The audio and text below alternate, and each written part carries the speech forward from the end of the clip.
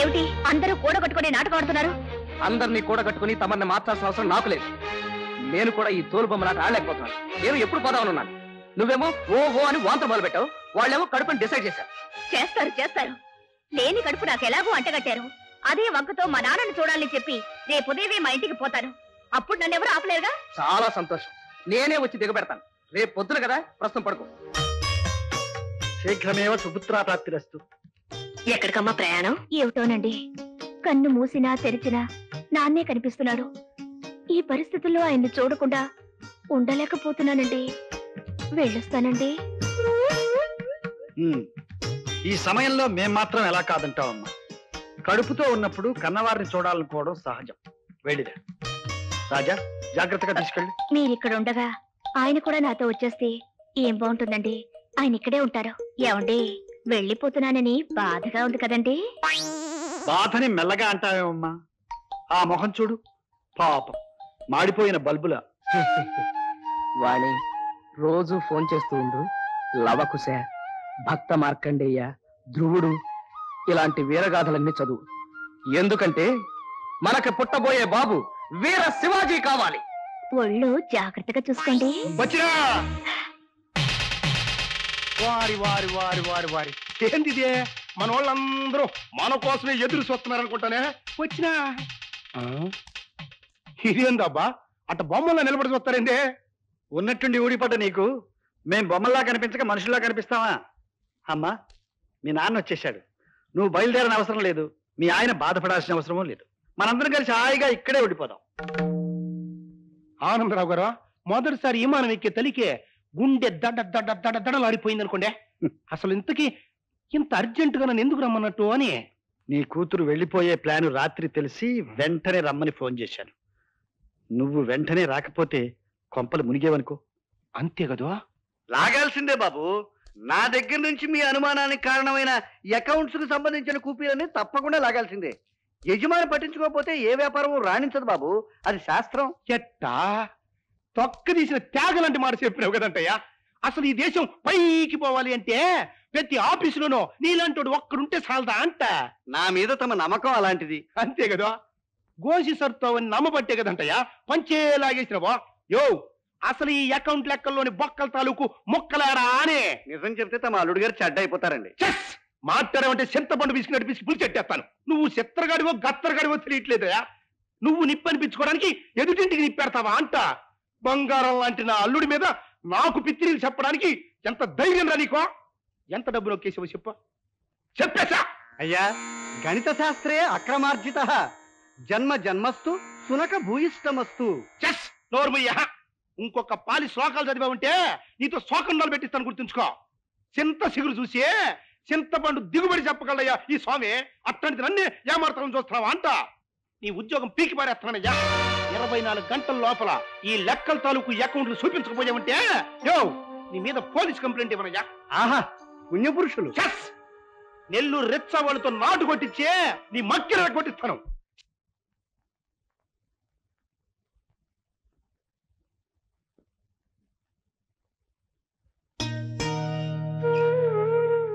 వాళ్ళిద్దరినీ కలపడానికి మేము ఉన్నాం. మరి మా ఇద్దరిని ఎవరు కలుపుతారు? ఏమైనా సరే ఈ రోజు ఆయన ముందు నా తప్పు ఒప్పుకోవాలి. సుధా, సుధా, సుధా, సుధా, ఎక్కడా? ఏమిటండి ఇంత ఆలస్యంగా వచ్చారు? బాగా అలసిపోయినట్టున్నారు. అదే, ఎంత అలసిపోయినా తిరిగి తిరిగి ఇంటికి వచ్చిన భర్తకు భార్య తన చల్లని చేతులతో అలా సేవలు చేస్తుంటే ఆ అలసటంతా ఆవిరైపోతుంది. Very good. సుధా, బూట్లు టైట్ గా ఉండి కాళ్ళు నొప్పిగా ఉన్నాయి. కాస్త బూట్లిప్పు. ఇంత ప్రేమగా చూసుకునే భార్య దొరకడం నేనే జన్మలో చేసిన పుణ్యము కాదు సుధా. ఎన్నో నోములు వస్తే గాని ఆడదానికి అదృష్టం దక్కదండి. టీ కావాలా? అక్కర్లేదు. మంచినీళ్ళు వెళ్ళి తాగలను. Good good. దోవలో పడ్డారు. ఏమండి, రండి. నీళ్ళు తోడేశాను, స్నానం చేతురు గాని. నా చేతులతో మీకు తలంటి పోసి ఎన్ని రోజులైందో. చూడు, వాళ్ళ కోసం కాస్త ఎక్కువగా నటించాల్సి వచ్చింది. సారీ. నువ్వు చాలా బాగా నటించావు. థ్యాంక్స్. ఎందుకండి మాటి మాటికి నటన నటన అంటూ నన్ను ఇంకా దూరంగా ఉంచుతారు? నేను చేసిన తప్పుకి ఇంకా ఎంతకాలం శిక్ష అనుభవించాలి? మీ పక్కనే ఉంటూ మీ మనసుకు దూరంగా ఉండడం నా వల్ల కాదండి. అహంకారంతో ఈనాడు క్షమించమని అడగలేకపోయాను, కానీ ఇప్పుడు అడుగుతున్నాను. నన్ను క్షమించండి. జీవితంలో నాకు ఇంకేం అక్కర్లేదు. జీవితాంతం మీ భార్యగా మీతో ఉంటే నాకు అదే చాలు. అంతేకాని నటన అనే నరకంలో ఇంకొక క్షణం కూడా నేను బ్రతకలేను. నా వల్ల కాదు. నన్ను క్షమించండి. మీ కాళ్ళు పట్టు.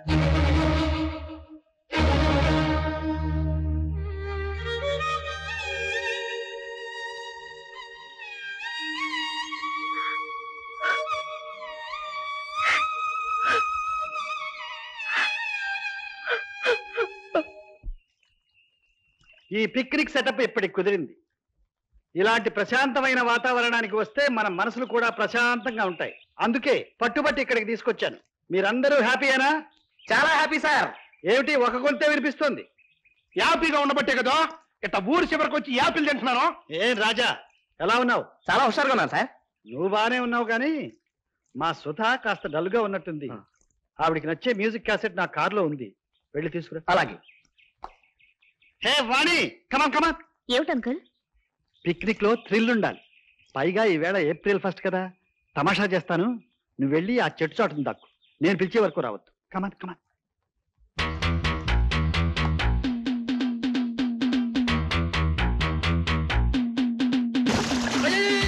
వాణి నేల దూకేసింది. హే రాజా రాజా, వాణి నేల దూకేసింది. రండి రండి. హే వాణి నేల దూకేసింది. త్వరగా రండి.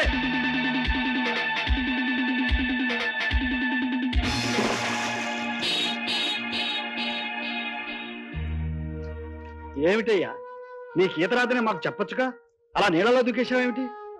వాణి పడిపోయిందనగానే నాకేమీ తోచలేదు సార్. ఎప్పుడైనా ఎక్కడైనా భార్య మంచి చెడ్డల బాధ్యత భర్తదే కదండి. ముందు వెనక ఆలోచించకుండా నీ ప్రాణాలకే తెగించి అలా దూకావంటే నీ భార్య మీద నీకెంత ప్రేమ ఉందో నాకు ఇప్పుడు అర్థమైంది. నా కోసం ప్రాణాల్ని కూడా లెక్క చేయలేదు. ఆయనకి నేనంటే ఎంత ప్రాణం. అటువంటి మనిషిని లేనిపోని అనుమానాలతో ఎంత బాధ పెట్టాను. ఆయన్ని వెంటనే క్షమించమని అడగాలి.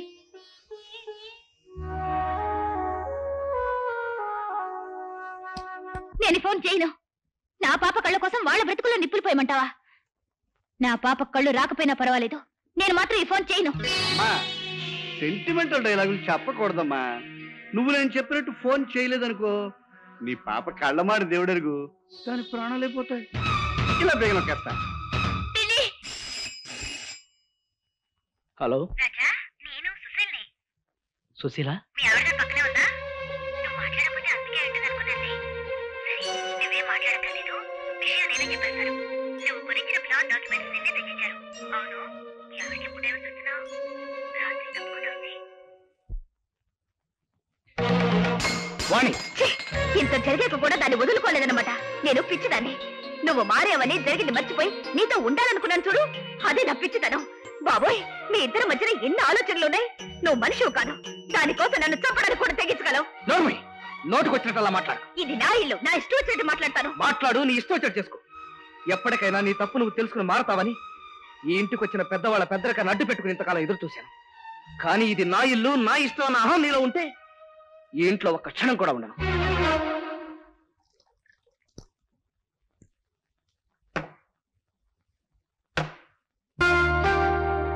ఏమిటి అలా చూస్తావు? అన్నీ నా దగ్గరే నేర్చుకున్నాను. ఇది మాత్రం నన్ను అడగకుండానే మొదలుపెట్టా. దేనికైనా గురువు తర్వాతే శిష్యుడు. నాకు కూడా వెయ్యి. నన్ను క్షమించండి సార్. జీవితంలో పూర్తిగా ఓడిపోయాను. ఇప్పటికే చనిపోయి ఉండాల్సింది. కానీ మీకు ఇచ్చిన మాట కోసం ఇంకా బ్రతుకున్నాను. ఇలా తాగుబోతుగా మారి బ్రతకడం కంటే చావడమే మంచిది. సార్, దయచేసి నన్ను ఒంటరిగా వదిలేయండి. ఏ ఏకల తాక తాగి నీ ప్రేయసి అదే సుశీల ఇంటికి వెళ్తావా? సార్, మీ ఇద్దరికి ఉన్న సంబంధం నాకు బాగా తెలుసు. అది అన్యాయంగా నా భార్య నాకు అంటకట్టిన అక్రమ సంబంధం సార్. ఆవిడ ఆవేశంలో ఆవిడంటే నువ్వు ఉక్రోషంతో వీధిని పడ్డావు. రెండు చేతులు కలిస్తేనే చప్పుడయ్యేది. అసలు ఆ సుశీల నీకెందుకు ఫోన్ చేసింది? ఏ ఆడది భరించలేనంత భయంకరంగా ఎందుకు మాట్లాడింది? ఇవన్నీ ఆలోచించకుండా నువ్వు ఇక్కడ పడి తప్పతాగితే నీ సమస్య తీరుతుందా? అవును సార్, సుశీల అలా ఫోన్ చేసిందంటే నేను నమ్మలేకపోతున్నాను. సుశీలతో ఎవరైనా చేయించుండొచ్చుగా. నాకు అదే అనుమానంగా ఉంది. కానీ సుశీల ఎక్కడి నుంచి ఫోన్ చేస్తుందో నాకు తెలియదు. నాకు తెలుసు సుశీల ఎక్కడుందో, ఇవన్నీ ఎక్కడి నుంచి జరుగుతున్నాయో, ఎవరు జరిపిస్తున్నారో నాకు తెలుసు. ఇవన్నీ అక్కడే తెలుస్తాను. పద. ఇంతవరకు జరిగిందంతా ఉన్నది ఉన్నట్టుగా చెప్పాను. నేనెవరి మాట వినదలుచుకోలేదు. నేను అతనితో కాపురం చేయలేను. ఇదే నా నిర్ణయం. వాణి, తొందరపడకు. అతన్ని నువ్వు వదిలేసినా, నిన్ను అతను వదిలేసినా నష్టపోయేది నువ్వే. తప్పెక్కడో తెలుసుకుని మగవాణ్ణి మన దారిలోకి తెచ్చుకోవాలి, కానీ ఆవేశంలో ఉన్న దాన్ని చెరిపేసుకుని మన కాపురాన్ని నాశనం చేసుకోకూడదు. ఈ రోజు మీ ఇద్దరి మధ్య నువ్వు గీసుకున్న అడ్డు గీత భవిష్యత్తులో అతన్ని చేరాలనుకున్నా దాటలేని అగాధంగా మారిపోతుంది. కళ్ళెదుటే కనిపించినా పలకరించలేవు. నువ్వు మనసారా కావాలనుకున్నా చేరలేవు. ఇదంతా ముందు తరం అనుభవంతోనే చెప్తున్న మాటలు. అనుభవం మీద కానీ అర్థం చేసుకోలేవు. అర్థం చేసుకునేసరికి నీ జీవితానికి అర్థం మారిపోతుంది. సాటి ఆడదానిగా నేను బ్రతిమలాడుతున్నాను. నా మాట విను. ఆ సోదమ్మ చెప్పే మాటలు తల్లి. మొండి పట్టుదలకు పోయే నీ కాపురంలో నిప్పులు పోసుకోబోక. ఇదిగో నాన్న, నా దారి నన్ను పోని, నీ కూతుర్నని కూడా చెప్పుకోను. ఏదో ఉద్యోగం చేసుకుని బ్రతుకుతాను, అంతేగాని ఇంట్లో ఒక్క క్షణం కూడా ఉండను. నేనెవరి మాట విన్ను. అలాగా? మరి వీడి మాట కూడా వినవా? ఇంతకాలం ఈ ఊసరవిల్లిగాడి మాట వినేగా నీ కాపురాన్ని పాడు చేసుకున్నావు. ఇప్పుడు చెబుతాడు, విను. చెప్పరా, చెప్పు. ఏమిట్రా అలా చూస్తావు? చెప్పు. మా కాపురం చుట్టూ నువ్వు అల్లిన చిక్కుల కథ ఏమిటో ఆవిడ గారికి అర్థమయ్యేలా చెప్పు. చెప్పు.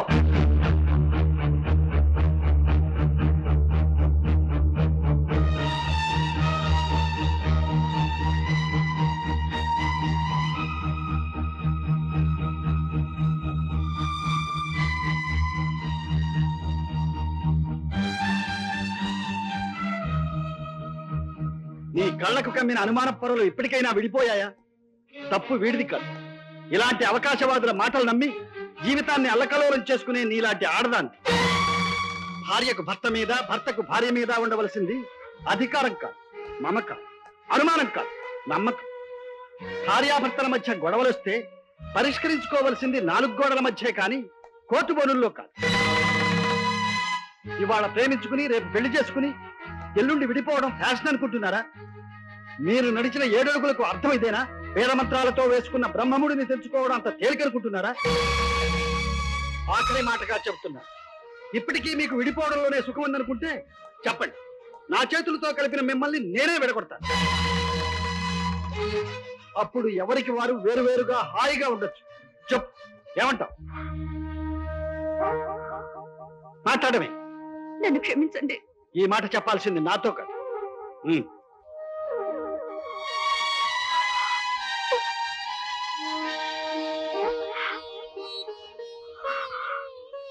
నన్ను క్షమించండి.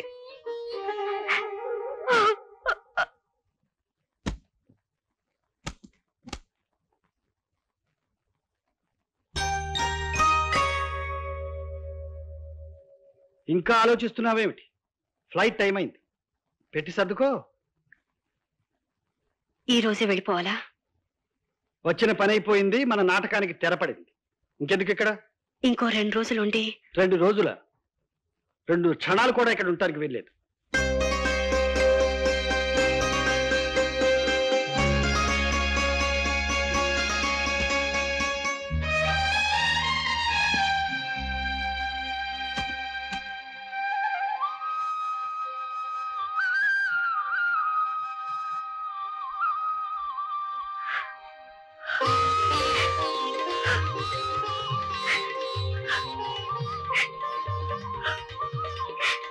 ఆనందరావు గారు, ఆనందరావు గారు, ఆనందరావు గారు.